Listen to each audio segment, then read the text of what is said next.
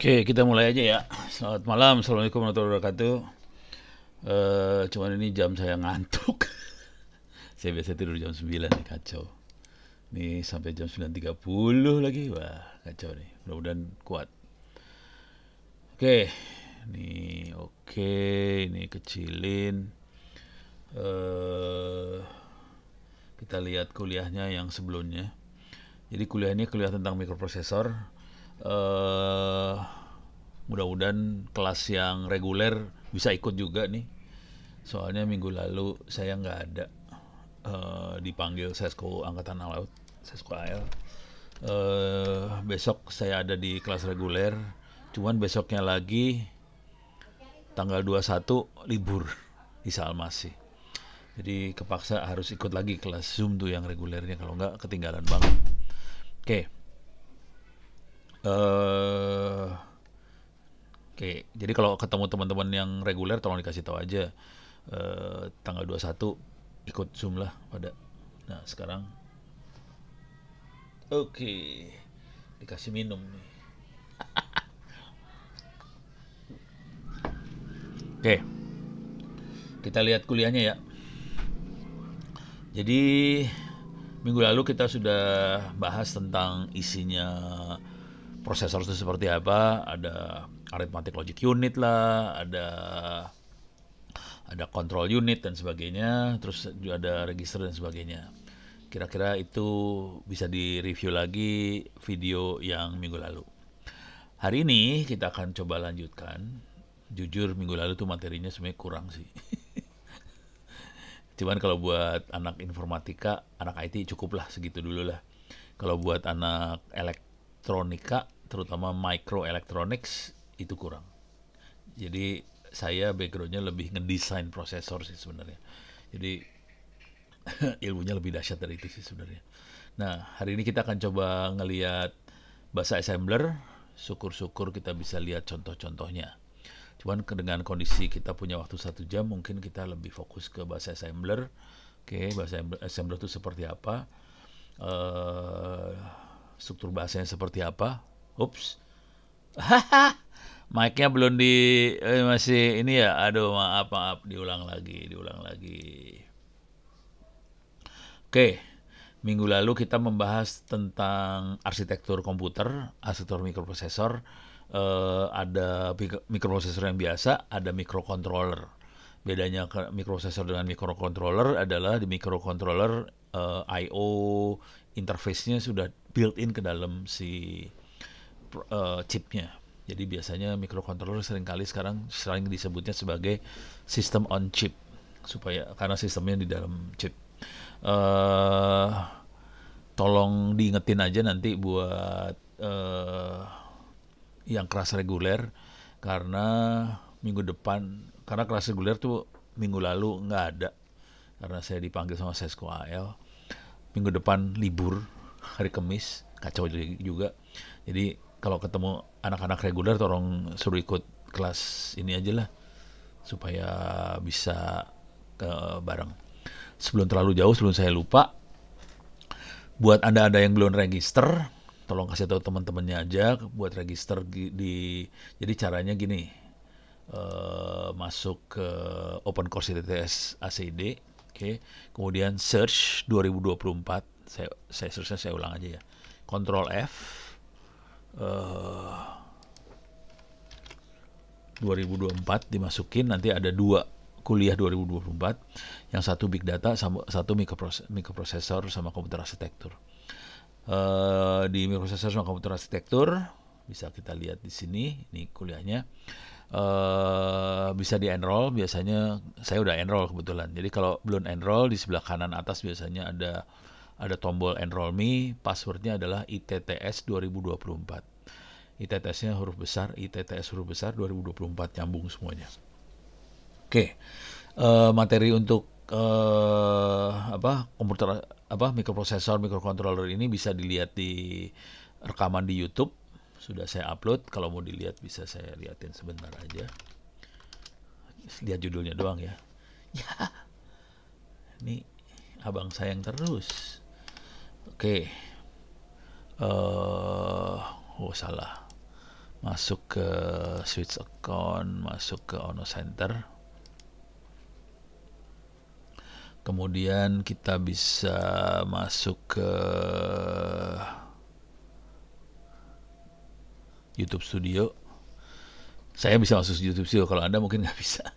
Klik aja Ono Center, kemudian lihat channelnya. Di sini ada, bentar, mana dia? Ini dia. Jadi minggu lalu kan 2024 03 06. Ini ada kuliahnya mikroprosesor, arsitektur mikrocontroller. Silahkan dilihat aja rekamannya yang ini. Kalau iseng mau lihat big data juga masih ada rekamannya. Ini juga lagi direkam, mudah-mudahan nggak ada masalah. Oke, kita balik lagi ke sini. Oke, ini beres, bisa di skip ya sementara. Nah, hari ini saya akan coba bahas tentang bahasa assembler. Syukur-syukur bisa sampai contoh-contohnya. Dalam sehari dicoba 2 modul sekaligus, supaya modul yang lain bisa bisa dibahas juga. Oke. Untuk ngompil bahasa assembler sendiri, atau kita coba kenalin bahasa assemblernya dulu ya. Apa itu bahasa assembler? Tapi nanti compile-nya pakai NISM saya. Kalau di Windows saya nggak tahu pakai apa, mungkin dia bakal harus cari-cari di Windows, tapi kira-kira nggak beda jauh lah cara berpikirnya. Nah, coba kita lihat apa itu bahasa assembler. Coba kita lihat dulu bahasa assembler itu apa. Saya klik di sini. Nah, ini linknya lumayan, Oke. Ini bahasa assembler kira-kira seperti ini. Yang sebenarnya sebetulnya bahasa mesin itu 1010. Kemudian dibikin supaya bisa dibaca manusia. 1010 apa? Itu move dari register EDX, kemudian len ini ngikutin ini ya. Ini ada variabel data yang namanya len, isinya kayak gini nih, gitu ya. Ini datanya itu panjangnya ini sih sebenarnya. Panjang ini berapa byte gitu, ini dimasukin ke len. Kemudian move, jadi masukin ke, ini saya coba baca dalam bahasa manusia ya. Pada dasarnya bahasa assembler dibagi atas beberapa bagian. Ini ada bagian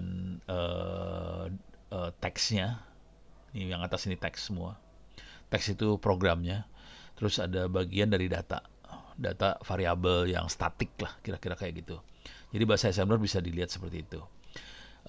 Ini programming yang paling sederhana banget. Ujungnya adalah call kernel dengan cara interupsi ke 0x80. Itu kita memanggil subroutine yang sudah ada di sistem operasi. Sistem operasi kernel biasanya kita sebutnya. Jadi dalam sistem operasi isinya banyak subroutine yang bisa dipanggil. Misalnya tolong print karakter apa gitu. Nah, itu tinggal kasih variabelnya. Ini semua variabel, ini semua nggak bisa di select ya. Yang move ini ngisi variabel, kemudian tinggal di call, nanti dikeluarin apa yang dia mau. Kira-kira kayak gitu. Oke. Ini bahasanya cuma gini doang sih. Intinya kita ngeprint hello world. Oke, kita cuma ngeprint ini doang sih. Jadi caranya kita ngasih tahu panjangnya berapa byte, ini yang EDX ngasih panjangnya. Terus message-nya tuh yang mana, ini MSG, ini message-nya dimasukin ke sini. Alamat tempat message ya ini. Jadi alamatnya nih sebenarnya dimasukin. Alamat message-nya berapa? Masukin ke situ. Terus dia ngasih tahu dikirim kemana nanti. Ini kirimnya ke standard output. Terus kita akan call subroutine untuk system write, nulis ke sistem. Jadi system write nulis ke sistem, nanti nulisnya dikeluarkannya di standard output. Udah gitu interrupt 080 itu call kernel keluar. Nanti kalau udah di call 080 dia akan ngelihat register EDX isinya apa, ECX isinya apa, EBX isinya apa, EAX isinya apa. Dia ngambil variabel ini dimasukin ke subroutine di dalam sistem operasi atau kernel itu sesuai dengan perintah yang ini. Setelah ini selesai, dia akan lanjutkan ke perintah selanjutnya, dia akan baca AX1 itu adalah sistem exit yang tadi sebelumnya sistem write, sistem exit, terus call kernel lagi gitu. Jadi ini bahasa assembler kayak gitu banget sih, sangat mesin banget, datanya sendiri semua dibaca di bawah. Jadi kira-kira kayak gini nih bahasa assembler ya. Oke. Kenapa kita pakai bahasa assembler? Ini perintah-perintahnya untuk setiap prosesor beda loh. Jadi perintah-perintah ini untuk setiap prosesor beda. Coba saya lihat yang Z80 misalnya, assembly language. Oke. Ada contoh nggak ya? Saya pengen cari contoh aja, atau sekalian saya cari contoh ya, example.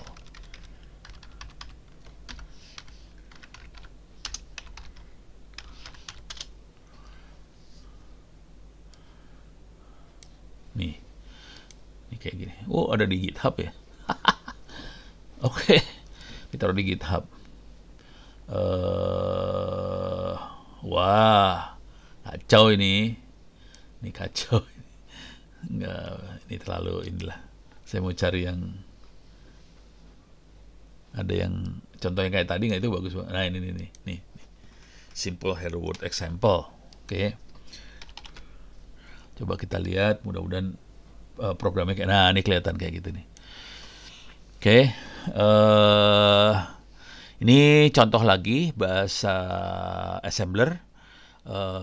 Nah ini kalau dibaca, ini di sini ada print string.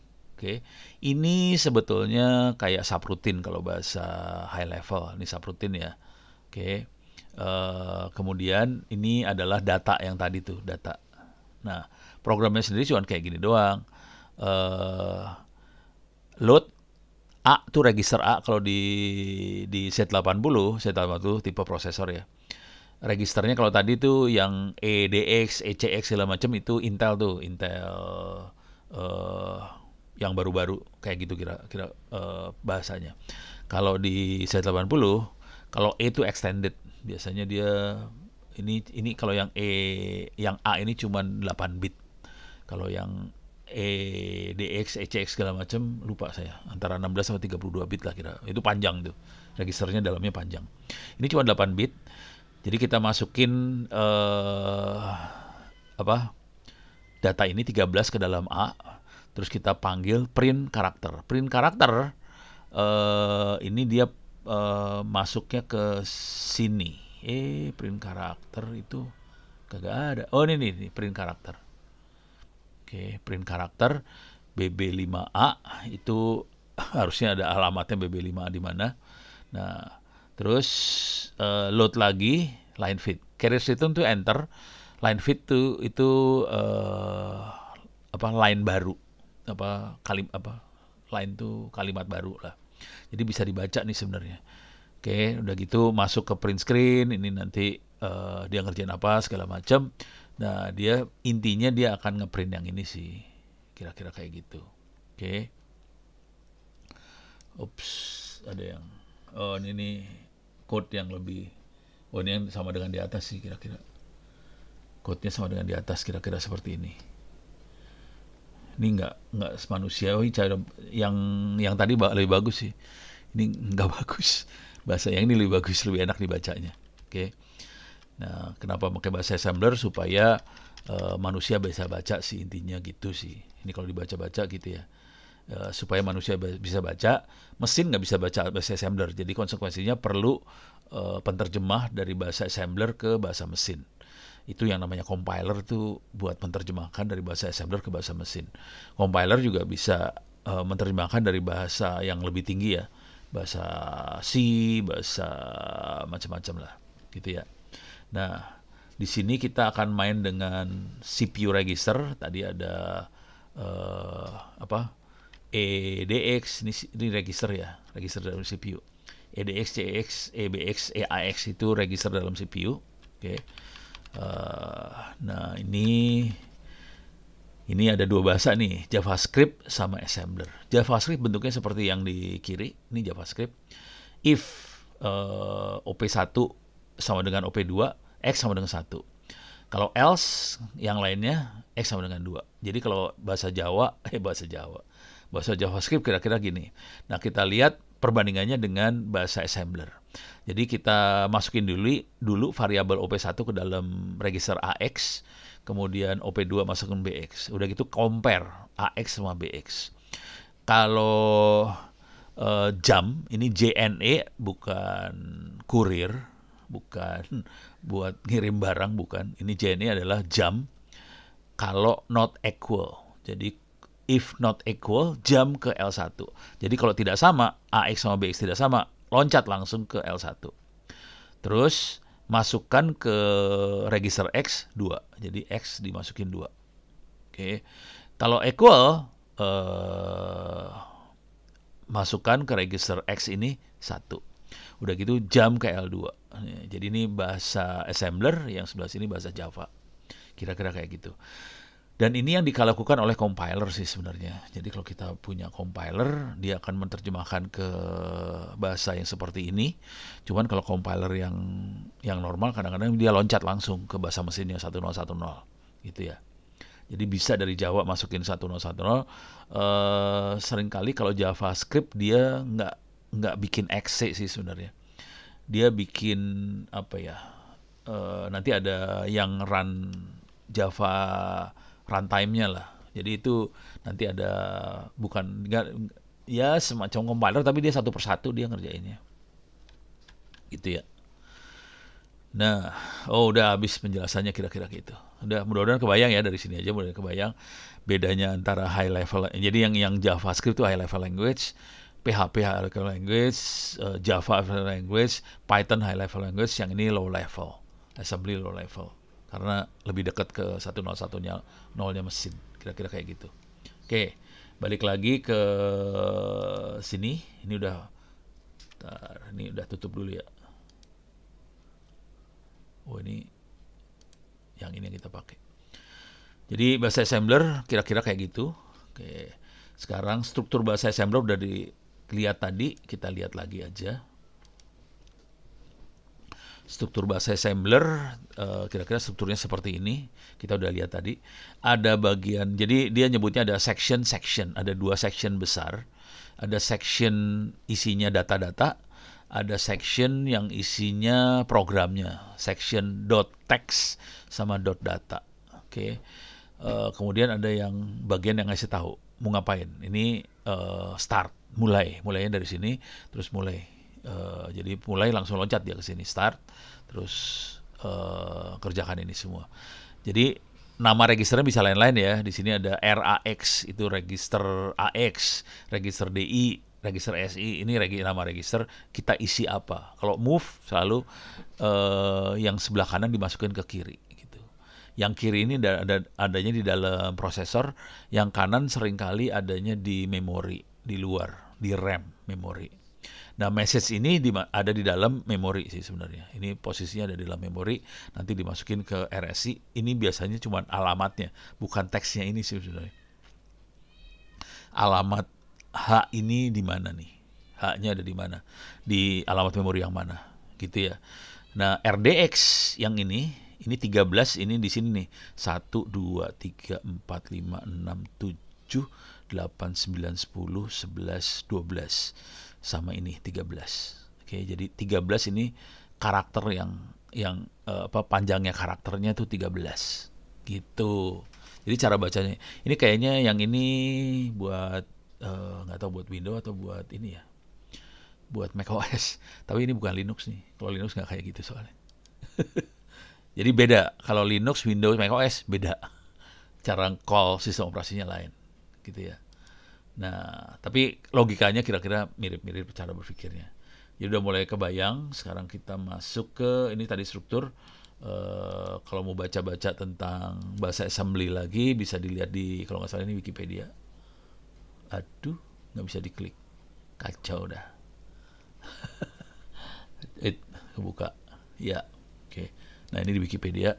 Bahasa assembler itu apa? Bisa dibaca-baca di sini Wikipedia.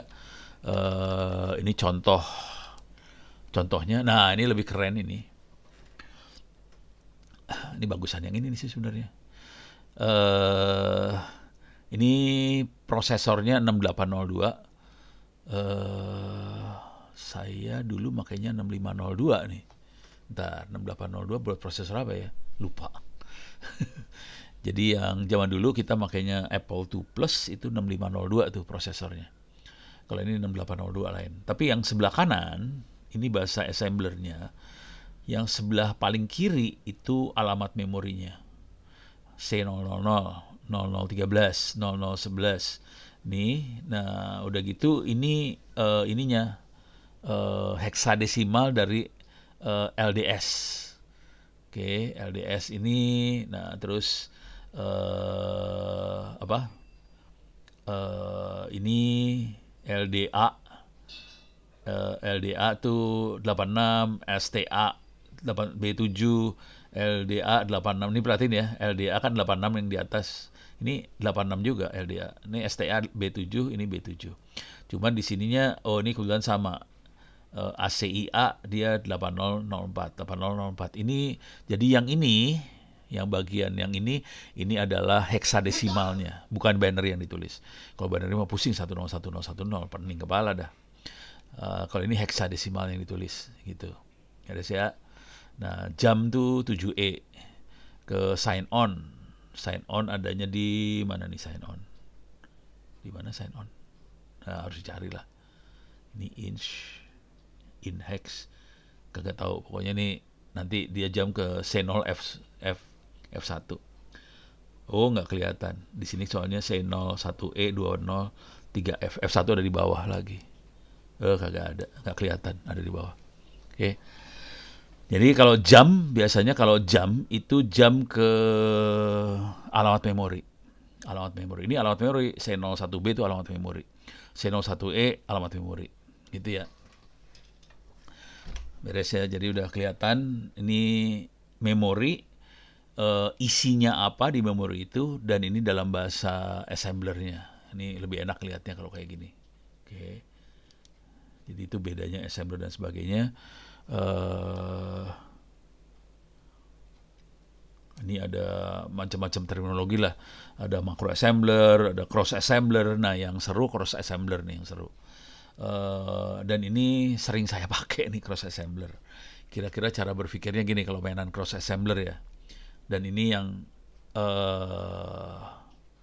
kalau kita lebih ke arah cross compiler sih sebenarnya ceritanya.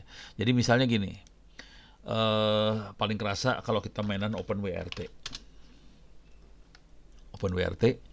OpenWRT adalah sistem operasi yang biasa kita pakai untuk router.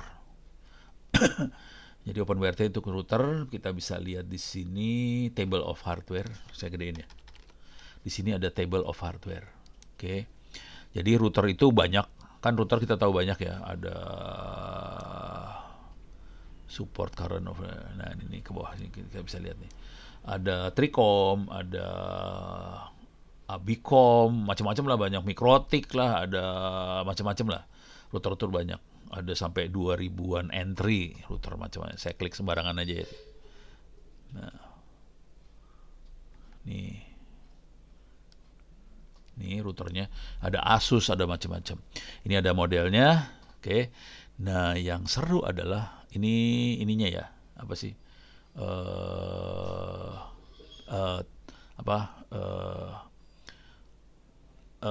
Ya kategorinya model dia juga sih. Oke, modelnya dia. Nah, yang seru adalah ngelihat prosesornya makhluk ini. Coba bisa kelihatan nggak prosesor di mana ya? Coba saya klik sembarangan, bisa kelihatan nggak prosesornya?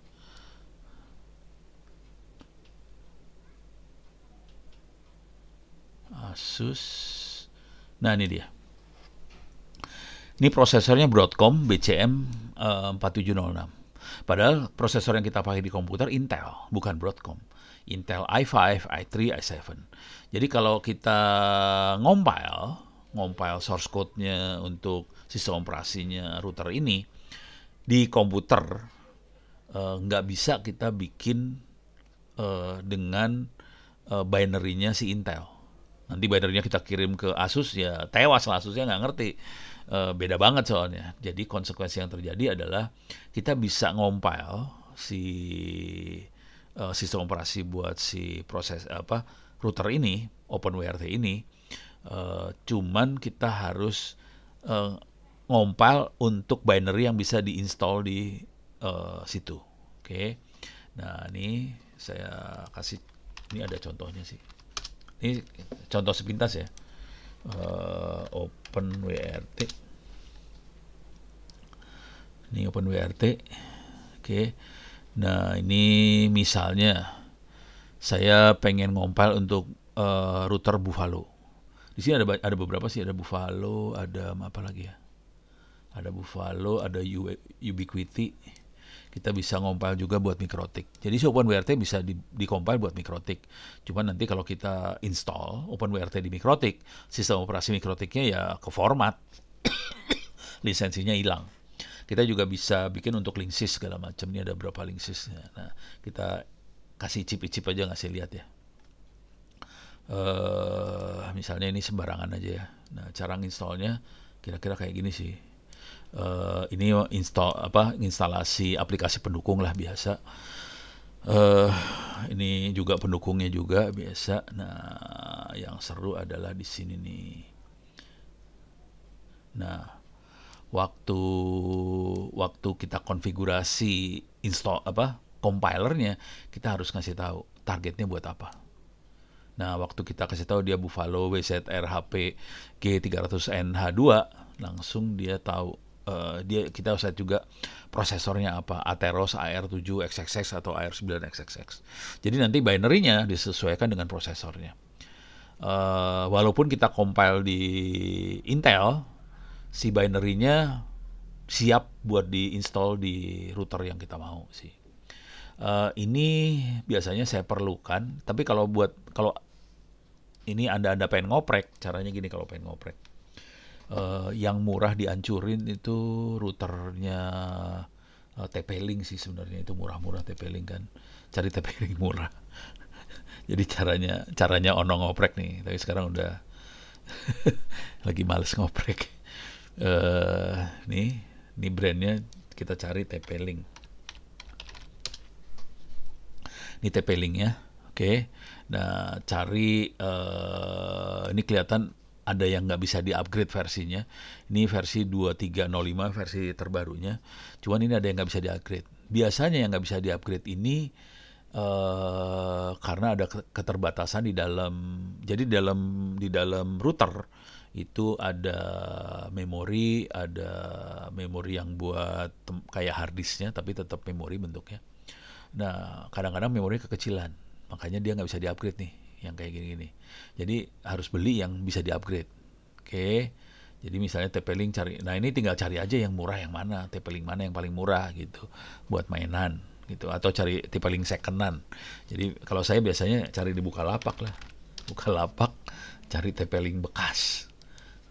TP-Link bekas. Cari ininya jangan yang baru, cari bekas-bekas aja. Bekas, kategori barang bekas.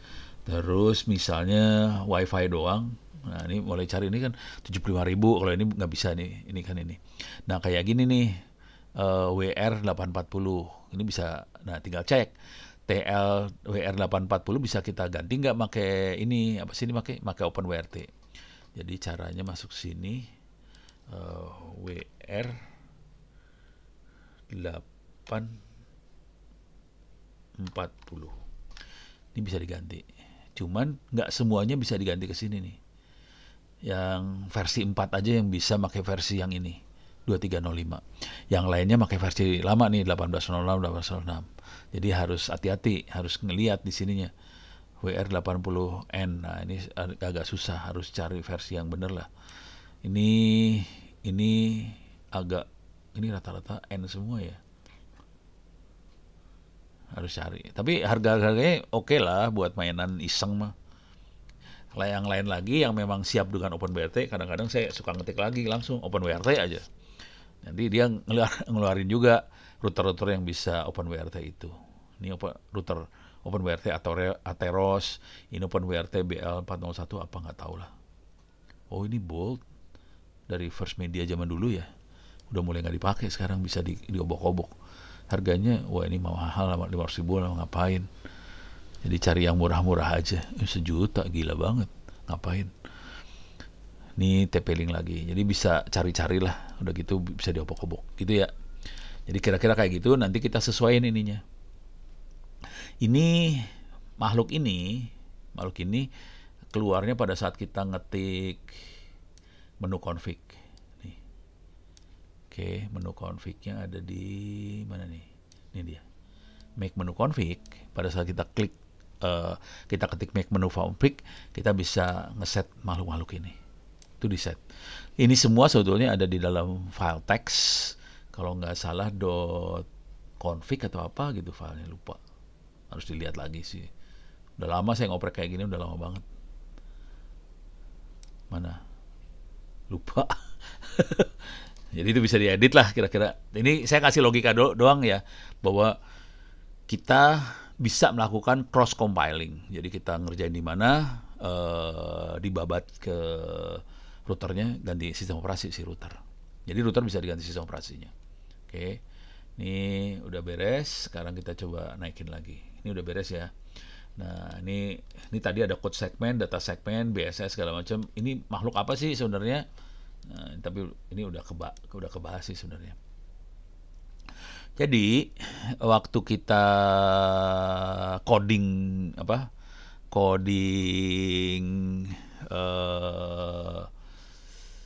assembly, bahasa assembly, kita kan ada text segment, ada text segment. Ini seringkali kita nyebutnya juga code segment. Jadi tempat programnya, segmen tempat programnya. Ada di manakah makhluk itu, code segment segala macam. Kalau kita punya memori, biasanya taruh paling bawah tuh memori. Oke. Jadi ini program ditaruh di bawah sini, di atasnya adalah data. Data ada 2, data yang kita set. Misalnya A sama dengan 1, berarti itu datanya di set. Kalau A adalah integer, int A, kalau kita programming pakai bahasa C atau Python segala macam kan kita kadang-kadang nulis integer spasi A. Itu masuknya yang uninitialized data. Tapi kalau kita inisialisasi di sini kita ngesetnya. Oke. Jadi bentuknya kayak gini. Code segment ada di paling bawah. Kemudian di atasnya ada data yang kita set. Di atasnya lagi ada variabel. Ini semua di memori ya. Ini semua di memori. Ini bukan di mana sih namanya? Bukan di dalam prosesor, bukan. Ini di memori. Jadi ini code segmennya di sini atau text segment sama aja. Terus di sini ada datanya, data initialize. Nah, kemudian di sini nih yang seru nih. Ada stack, ada heap. Nah, ini seru. Tapi kira-kira ini adalah, jadi gini, waktu si program pindah, misalnya kita suruh call, itu tadi ada yang call kan, call ke subroutine mana gitu. Kalau kita call ke subroutine mana, dia loncat programnya. Konsekuensinya kalau loncat programnya loncat ke program lain. Ini kan ada variabel yang lagi kita proses, variabelnya yang diproses. Variabel yang diprosesnya kita simpan di stack. Jadi memori yang di sini yang kita simpan. Oke. Kemudian programnya akan loncat, udah gitu dia akan pakai data-data ini akan dipakai lagi. Oke. Datanya akan dimain di sini. Nanti dia balik lagi ke program awal yang manggil, stacknya dibalikin lagi. Gitu. Jadi kira-kira cara kerjanya gitu. Jadi ada yang jam nggak ya? Nggak, saya harus nyari dulu nih. Cari contoh lah. Assembly call subroutine. Saya nyari nih contoh ya. Nih jam kayak gini nih, jam. Oke, ini jam kalau 0 dia jam ke sini nih loncat. Nah, tapi program ini jadi diem kan? Program yang atasnya ini kan jadi diem, berhenti. Nunggu sampai jamnya ini return balik. Nah, waktu dia jam, BX itu harus disimpan di mana? Kalau misalnya AX ada isinya, semua disimpan semua nih. Nah, nyimpennya dengan cara dia ngisi ke stack. Mana sih tadi? Nah, stack akan diisi. Cuman stack itu supaya diisi dengan semua isinya register, soalnya kan register kan terbatas jumlahnya register di dalam prosesor. Jadi waktu stack diisi, jadi stack itu maksudnya buat nyimpen semua variabel yang ada di register di prosesor, karena registernya akan dipakai ulang sama subroutine yang kita jalankan. Jadi waktu dia call jam kayak gini, jam ke zero, di sini sebenarnya ada lagi perintah buat nyimpen isi register ke stack. Biasanya kalau kita nyimpen isi register ke stack, kita pakai perintah push bx, push apa, di push aja semuanya supaya disimpan ke stack. Nanti kalau dibalikin, dia pakai perintahnya biasanya pop namanya, ambil. Kita dorong, terus kita pop, kita ambil. Kira-kira kayak gitu sih. Ada nggak di sini ya? Oh, ini dia langsung ini aja ya. Dia nggak kasih push popnya, soalnya terlalu rumit kalau ditulisin ntar. Jadi kira-kira kayak gitu nih bentuknya ya. Yang jadi masalah, nah kalau kita udah mulai ngerti kayak gitu, nah ini biasanya hacker-hacker suka ngaco. Ini perhatiin nih, stack kan memori kita terbatas sebenarnya jumlahnya. Dia akan jalan dari atas ini terus, misalnya dia jam ke register, jam ke subroutine mana, terus jam lagi, berarti stacknya nambah lagi di sini dong. Ada stack lama, ada stack tambahan. Terus jam lagi, stacknya nambah lagi. Ini stacknya kalau jam terus, stacknya bisa ngerembet ke sini loh. Lama-lama kebablas ke sini, kacau semua. Jadi memori tempat datanya jadi ketimpa sama stack. Program jadi kacau semua. Itu yang namanya DDoS, denial of service di cyber security, gitu ya. Jadi kayak gitu-gituan mah sebetulnya kalau ngerti kerja di dalamnya nggak susah. Cuma masalahnya orang kan jadi, wah ini kena DDoS apa segala macam. Ya soalnya kita nggak dikasih proteksi di sininya. Kalau dia jam ya sudah, ini stacknya ngerembet, lama-lama kacau, hancur, kira-kira gitu ya. Jadi ini yang namanya stack sama data sama teks di situ. Oke, sekarang kita lanjut lagi. Oke, ini data segmen itu yang tadi, tapi saya pengen lihat aja dia neranginnya kayak gimana. Oh, cuman gini aja. Jadi kalau di dalam program kita tulisnya .data lah. Di source code-nya biasanya .data bentuknya ya. Dan itu data-data yang biasanya kalau .data itu biasanya statik. Tapi dia punya dua sih, ada global, ada statik lah, kira-kira kayak gitu. Itu di bahasa pemrogramannya sendiri. Nah, terus ada BSS. Singkatannya apa BSS ya? Nah, BSS biasanya disebutnya uninitialized variable data. Jadi kalau kita, nah ini kalau dalam bahasa C kayak gini nih, kita ngasih tahu I adalah integer, A itu karakter 12 karakter gitu ya. Ini dimasuknya ke BSS gitu. Kalau yang integer I sama dengan 1 dimasukinnya ke data gitu. Oke.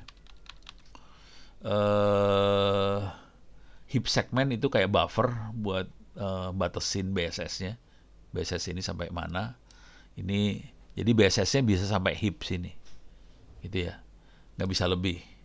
Nah, stack yang tadi tuh tempat nyimpen kalau dia ngejam. Gitu. Oh, udah kebayang nih di sini. Ada di Wikipedia semua rupanya saya ngambilnya. Oke. Ini ada, jadi kemarin tuh ada hacker senior dari Bogor baru posting ke saya, Pono, saya bikin buku tentang bahasa assembler. Lupa bukunya apa, tapi sudah posting di media sosial, saya taruh di Twitter segala macam. Silakan aja Anda lihat itu, dia nulis tentang kayak ginian. Tapi udah lebih ke arah hacker ya, kayak cara hacking pakai assembler lah, kira-kira kayak gitu. Ini udah beres, BSS-nya udah. Nih kita lihat contoh bahasa assembler di x86. Oke. Wah. Ini bentar. Karakter A string ini dia punya register ABCD. Ada stack pointer namanya SP. kemudian ada General Purpose Register, GP Register General Purpose. A, eh, tar. Oh, ini cuma ngasih contoh aja. Kalau move itu bisa register ke register, dia bisa move itu memindahkan ya, isi register mana, ini register yang ini dipindahkan ke register yang ini. Bisa juga isi memori di RAM dipindahkan register bisa. Kita juga bisa masukin suatu konstanta, masukin register. Bisa dibalik dari register ke address, ke RAM. Bisa juga konstanta masukin ke RAM, itu bisa dilakukan oleh perintah move semua. Kemudian kita bisa mendefinisikan variabel. Oke, pakai DB konstan itu ya variabelnya itu bisa angka, bisa karakter, bisa string segala macam. Kita bisa definisikan pakai DB. DB ini biasanya adanya di .data, kira-kira kayak gitu. Dan ini perintahnya move, contohnya. Kalau untuk operasi matematik dia punya perintah add, nambah. Nambah tuh artinya register ini ditambah register ini, isi register ini ditambahkan ke isi register ini, hasilnya disimpan di register ini lagi. Jadi isi registernya akan berubah, gitu ya. Jadi ini ditambah ini, hasilnya masukin ke register yang ini juga, gitu kira-kira. Soalnya kalau nggak bingung kan, hasilnya taruh mana. Jadi hasilnya akan ditaruh register ini. Kalau di memori, address tambahin register, hasil masukin register. Konstan masukin ke register, hasil masuk ke situ. Gitu kira. Kalau add tuh tambah, kalau sub tuh subtract, kalau in itu increment, naikkan, dec itu decrement, turunkan, mult itu kali, div bagi. Nah ini yang logic nih. Kalau Anda ngerjain, oh ya itu kuis UTS UAS boleh dikerjakan dari sekarang ya. End to end, and, or, XOR, not, itu logic semua. Hasilnya akan disimpan di rek ini. Jadi register yang kanan di end dengan register kiri, hasilnya dimasukin ke register kiri, gitu. Oke, ini juga sama. Oke, nah yang ini yang rada-rada SHR itu shift left. Jadi gini nih, gimana cara neranginnya ya? Ada shift left, shift right. Kira-kira neranginnya sederhananya beginilah. Oke, edit. Misalnya kita punya isi 110 110. Kalau kita geser ke kiri, nanti dia jadi, kita geser ke kiri ya, 110 110, kita masukin, kita geser ke kiri, ini 0. Jadi geser dia ke kiri. Kalau kita geser ke kanan, itu shift right, jadi gini, 110 11, hilang. Itu ke kanan. Jadi yang ini shift left, shift F lagi. Shift left, yang ini shift right. Kira-kira kayak gitu. Jadi si bitnya kita bisa geser kiri kanan sih sebenarnya. Gitu ya. Pakai perintah yang tadi. Shift left, shift right. Ini shift left, shift right. Kalau compare itu buat membandingkan. Ini sama ini di compare. Nah, setelah di compare, hasilnya kita bisa jam. Oke. Nah, ini hasil compare-nya bisa jam. Ini jamnya bisa macam-macam. Jam kalau ada carry. Jam kalau no carry, jam kalau hasilnya 0, jam kalau hasilnya non-zero, jam kalau lebih besar, jam kalau not but equal. Kayak ginilah, ini jadi perintah-perintah kayak ginilah, bisa dilihat ya. Nanti yang satu lagi adalah call. Call itu untuk memanggil subroutine, call satu subroutine. Nah, kalau udah call subroutine, nanti dia untuk balik lagi ke program awalnya pakai return. Jadi bisa call, return. Waktu call kita harus push. Kita push semuanya. Push. Kalau sebelum, jadi waktu call, jadi kita push dulu semuanya. Push, baru kita call. Jadi jangan langsung call. Kalau call langsung nanti kacau tuh.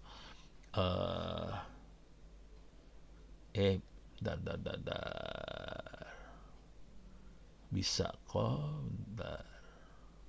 Enggak, jangan. Jadi call dulu baru push.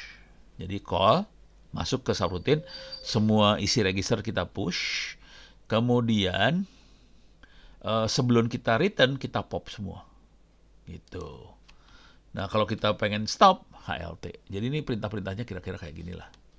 Beres ya. Udah, mudah-mudahan kebayang nih perintahnya. Ini instruksi buat X86. Kalau yang kita pakai sekarang, i5, i7 segala macam, kira-kira nggak akan beda jauh dari situ. Nah, kebetulan ini ada 2 simulator, simulasi cara kerja si prosesor. Ini sekarang saya udah jam 21.16. Kita akan coba yang ini aja, yang 8 bit aja ya. Mudah-mudahan minggu depan kita masih bisa kerjakan yang ini, soalnya lebih susah nih. Oke, kita akan masuk ke sini. Kita akan coba lihat. Nah, ini programnya. Ini outputnya. Output di layarnya kira-kira yang ini ya. Ini output di layar. Ini kita punya dalam prosesor ada register A, B, C, D. Oke. Ini ada stack pointer. Ini ada, apakah ini 0, apa ini ada apa buat compare segala macam, udah ada di sini semua nih. Ini adalah register dan flag-flag yang ada di dalam prosesor. Oke. Registernya yang ini, yang ABCD tuh register. Kalau yang ini lebih ke stack pointer buat apa, ngasih tahu dia posisinya, dia lagi ngelihat memori alamat berapa gitu. Jadi stack pointernya E7 gitu ya. Nah, ini programnya kayak gini. Ini bisa diganti kalau nggak salah programnya. Oke, saya ganti ya. Hello ITTS gitu. Bisa diganti sih, Hello ITTS. Oke. Terus saya kasih lagi ini kode 0. Jadi kalau nanti dia baca 0, berarti teksnya udah berhenti, kira-kira gitu ya. Jadi ntar ada yang compare 0 nih pasti. Ntar mana ada nggak compare 0 nih? Oke.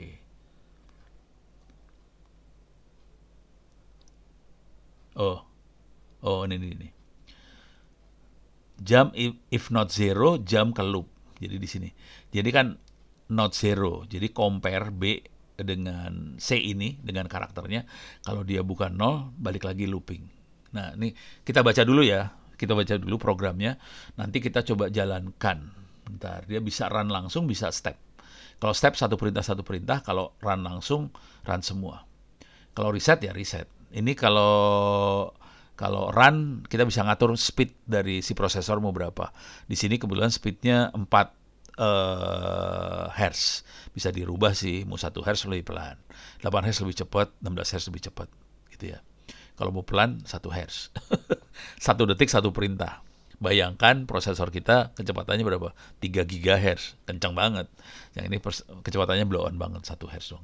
Ini perintahnya kira-kira gini. Di sini ini adalah teks yang mau di print. Hello ITTS. Di bagian start kita move ke ini ya, ke register C. Hello tuh alamat ini. Hello ada di mana alamatnya? Gitu ya. Alamat hello ada di mana? Gitu ya. Nah, udah alamat dimasukin, udah gitu kita di register D kita masukin 232 supaya ngasih tahu bahwa kita mau ngirim ke output ini sebenarnya. Terus call print. Ini printnya di sini nih. Call print. Kalau saya print, berhenti. HLT, berhenti. Oke, sekarang kita lihat. Waktu di print, waktu dia loncat, waktu call print dia loncat. Oke. Yang pertama dilakukan adalah push. A dan B-nya di push. A dan B di push, udah. Terus B kita masukin 0. B-nya kita masukin karena B-nya akan kita pakai buat compare sih. Nah, C ini adalah alamat yang ini nih. Alamat hello-nya nih. Sekarang kondisinya alamat hello. Oke. Terus A alamat hero. Ini perhatiin ada yang make ini ya, ada yang make apa sih namanya? Kurung kotak, ada yang tidak. Kalau yang pakai kurung kotak berarti yang dia lihat adalah address-nya. Kalau yang tidak, kita lihat registernya. Jadi isi alamat yang ini H ini akan dikirim ke A. Terus A dimasukin ke alamat D. Oke. Dikirim ke output. Udah gitu kita increment. C sama D kita increment. Udah gitu kita compare C sama D-nya. Kalau C-nya kita kirim di compare dengan B. Kalau dia nilainya 0, kalau dia mencapai sini 0, selesai. Kalau belum 0, balik lagi. Print lagi satu kata. Kalau udah selesai, pop B. So, ini perhatiin, push-nya A, B, pop-nya B, A. Gitu ya. Jadi, karena dia bukan first in, first out. First in, last out. Gitu. Atau last in, first out. Gitu kira-kira cara berpikirnya ya. Makanya push A, push B, yang ini pop B, pop A dibalik. Terus return, balik lagi ke sini, udah gitu. Jadi pas return, dia akan balik ke call print, terus halt. Gitu ya. Ini secara umum. Coba kita jalankan pelan-pelan. Step. Kita akan step ya. Kita reset dulu ya. Reset. Ini di-nolin semua. Isinya ini, isi RAM di-nolin. Ini programnya dengan kondisi RAM 0. Coba kita step 1 langkah. Kok nggak mau ya? Atau gua run sekaligus aja ya? Iyalah. Alah. Kagak mau. Ntar. Reload lah. Saya balik lagi ke sini, saya start run aja ya, biar kelihatan. Nanti kelihatan ini akan jalan-jalan semua nih. Oke. Iyalah, kok nggak mau sih? Nggak mau ya.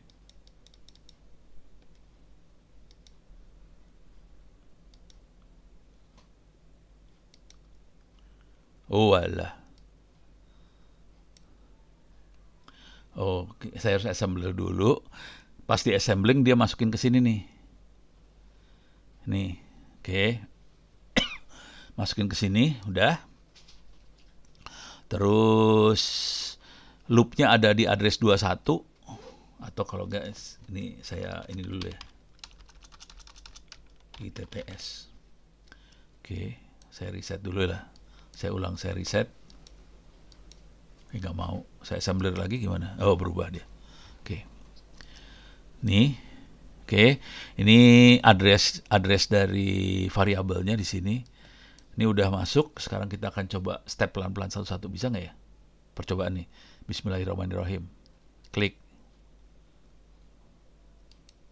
Nggak mau. Reset. Assembler. Oke. Coba di run. Kok nggak mau sih? Waktu itu bisa. Gimana caranya waktu itu ya? Udah lama saya oprek-opreknya.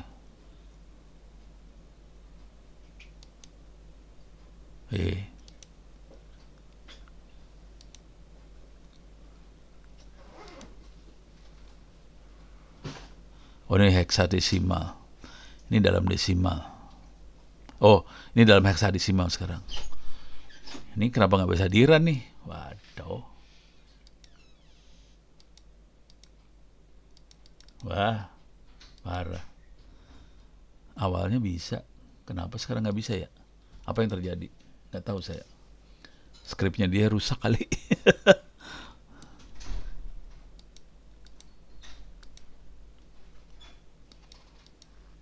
Nggak bisa dijalanin deh. Simulatornya nggak bisa jalan jadinya. Alah, kunaon ya. Oke, coba lihat. Udah cuma gitu doang perintahnya. Kenapa tidak mau ya? Waduh, kacau dah.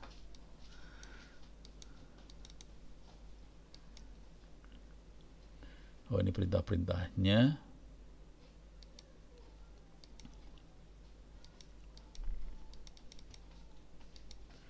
Ini nggak mau dijalanin. Waduh.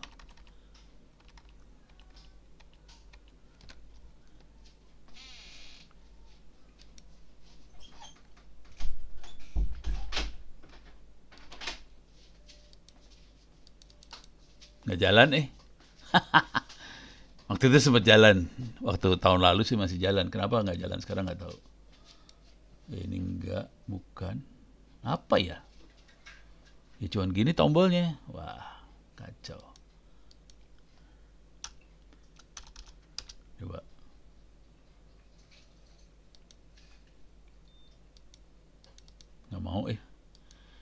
Wah, maaf, tidak bisa jalan.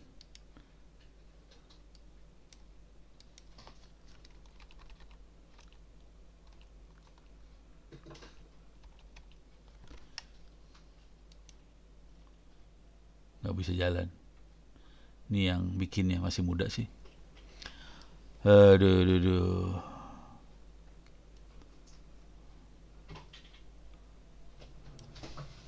Sayang banget ya.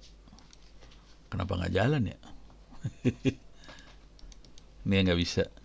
Jadi kalau jalan dia akan kelihatan nih, udah sampai mana, ini yang diisi mana. Ya, cuman sekarang sudah tidak jalan, saudara-saudara. Ya sudah, nasib. Rencananya mau ngasih lihat cara kerjanya, parah. Ya udah, sementara yang ini nggak bisa jalan, saya masih punya waktu 4 menit lagi. So, coba kita lihat yang satu lagi ya. Yang ini. Kita coba run aja lah.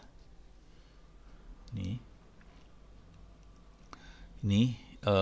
Ini lebih rumit, jujur ini lebih rumit. Eh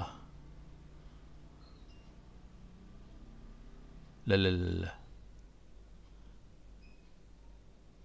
Ini siapa nih? Ada orang kali ya? Ini ada orang lagi main di situ.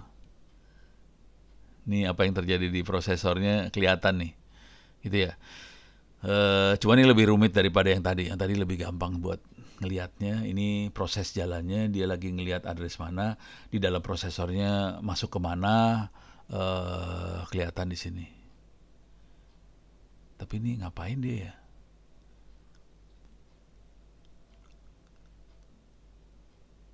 Wah, ini juga ada orang lagi make. Jadi kayaknya dia eh, kayaknya cuma bisa satu orang yang make nih, nggak bisa banyak. Kayaknya sih. Cuman bahasanya lebih kayak gini nih, lebih tidak manusiawi. Kalau yang tadi assemblernya lebih bagus sih, lebih gampang buat kita ya. Wah, kacau.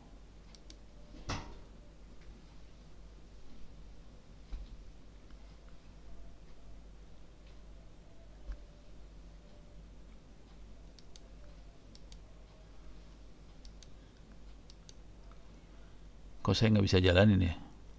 Coba kalau saya klik, saya paksa. Wah, dia yang ngontrol sendiri, nggak bisa Coba kalau saya run, nggak bisa. Dia lebih berkuasa daripada Ono. Ya maklum Ono bukan yang punya. Ya dua-duanya gagal, saudara-saudara. Coba saya balikin lagi ya, yang ini. Yang ini lebih gampang, kalau bisa jalan alhamdulillah banget nih. Kalau nggak bisa kacau. Assemblernya jalan, proses assemblingnya jalan. Cuman waktu ngerannya nggak jalan ini. Nggak bisa. Oke, minta maaf dua-duanya nggak berhasil. Coba-coba ya. Saya cari, ini terakhir ya, 1 menit terakhir. Web sim assembly.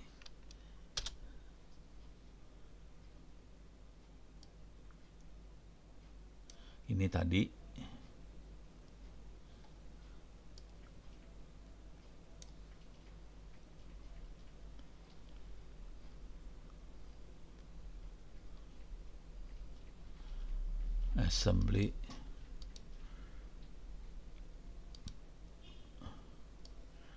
assembly language ya.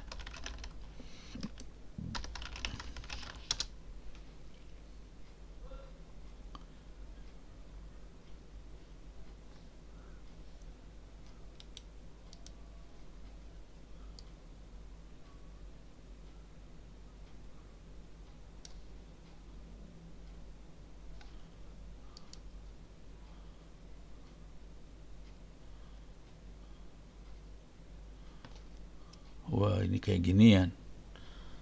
Nggak ada bahasa assemblernya soalnya. Kalau di run apa? Oh, ini ada bahasa assemblernya nih. Coba run. Langsung kayak gini doang. Nah, ini kelihatan ada, jadi ini, tapi kita lihat di sini ya, instruksinya ada load, ada end, STI segala macam. Nah, kita bisa unhalt, kita bisa kalau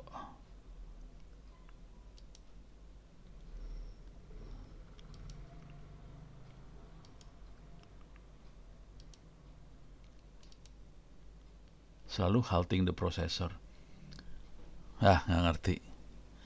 Harus diobok-obok lagi, kenapa nggak tahu dah. Jump to program counter. Program counternya tuh mana nih PC-nya? Program counternya berada, ini program counter isinya memorinya ada di XFD 79, dia jump ke situ. Oh, tapi ini ya gitu deh, harus belajarnya kayak gitu. Sayang banget nggak jalan ya. Yang ini yang paling keren, yang ini sih waktu dia jalan keren. Jadi saya bisa langsung run, kelihatan nanti ini kata-kata Hello Rajib akan keluar di output. Nanti kalau kita step ini dia akan jalan satu persatu gitu. Cuman ini lagi nggak jalan, nggak tahu kenapa nggak jalan. Gitu ya. Kayak waktu udah lebih. Minta maaf yang dua terakhir nggak bisa jalan ternyata. Nggak tahu kenapa. Paling nggak mudah-mudahan bisa kasih gambaran. Kalau sempat saya coba cari-cari lagi simulator kayak ginian yang bisa lihat. Tapi kalau enggak, kita akan langsung programming pakai bahasa assemblernya. Oke. Terima kasih. Assalamualaikum warahmatullahi wabarakatuh. Kita ketemu lagi minggu depan. Gitu ya.